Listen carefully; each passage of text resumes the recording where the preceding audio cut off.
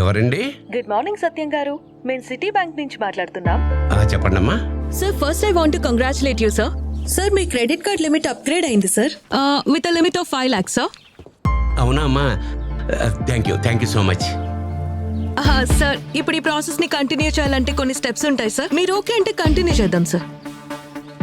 Okay అమ్మా. Sir మీ credit card ఉంది కదా సార్, దాని మీద ఉన్న 16 digit నెంబరు, అలాగే మీ క్రెడిట్ కార్డ్ బ్యాక్ సైడ్ ఉన్న 3 digit నెంబర్ చెప్పాలి సార్.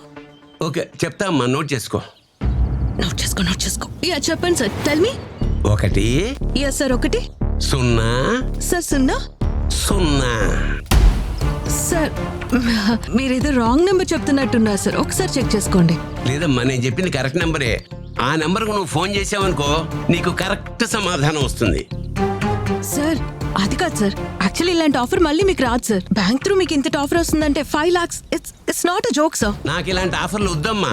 ఏం వేళాకోళంగా ఉందా? ఆడపిల్ల గొంతు మారితే గుర్తుపట్టలే అనుకున్నావా? తోలు తీసేస్తాను ఎదవా. సత్యం ఇక్కడ ఏమనుకున్నావో అర్థమైందా? అమాయకులు కనపడితే చాలు. తెలియని నంబర్ నుండి కాల్ చేసి పలానా బ్యాంక్ నుండి మాట్లాడుతున్నామని చెప్పి క్రెడిట్ కార్డ్ లిమిట్ పెంచుతున్నాం, ఫ్యామిలీ క్రెడిట్ కార్డ్ ఎలిజిబిలిటీ వచ్చిందని చెప్పి పిన్, ఎక్స్పైరీ డేట్, ఓటీపీ అడిగితే చెప్పవద్దు. ఏపీకే లింక్స్ పంపితే డౌన్లోడ్ చేయవద్దు. బై మిస్టేక్ మీరు లింక్స్ లేదా ఏపీకే ఫైల్ క్లిక్ చేస్తే వెంటనే ఫోన్ సెట్టింగ్స్లోకి వెళ్ళి కాల్ ఫార్వర్డ్ ఆప్షన్ని డిసేబుల్ చేయండి.